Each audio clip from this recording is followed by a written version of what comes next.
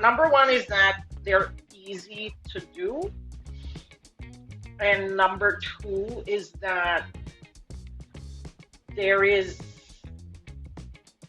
sometimes an unspoken bias, maybe might be the right word for it, but it's sometimes like a bias that it is not as important as something more mainstream or as a form that we recognize as mainstream theater. I think when we are working on a TYA piece, a lot of it is it needs the same care and thought as any other show. It is not lesser in the hierarchy. It is its own form.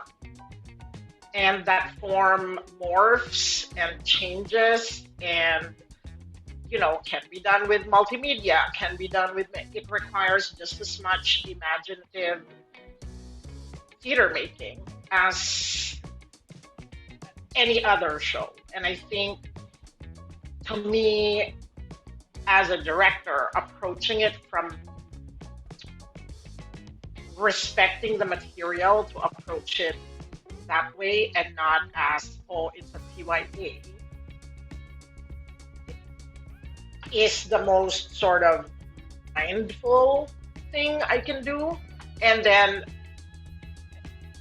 everything else is in service of the show. You imagine that world and you try to figure out how to bring that world alive, and you try to figure out how connected you can get that world to the children who will be watching it.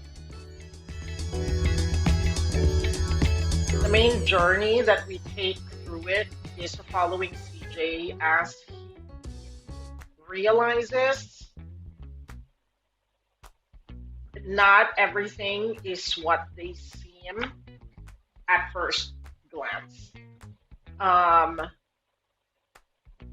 That different is just different. It's not necessarily bad.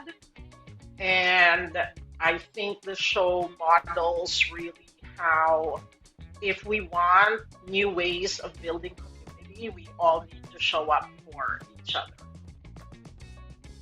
Last stop on Market Street, on stage at Florida State University. Don't miss the bus.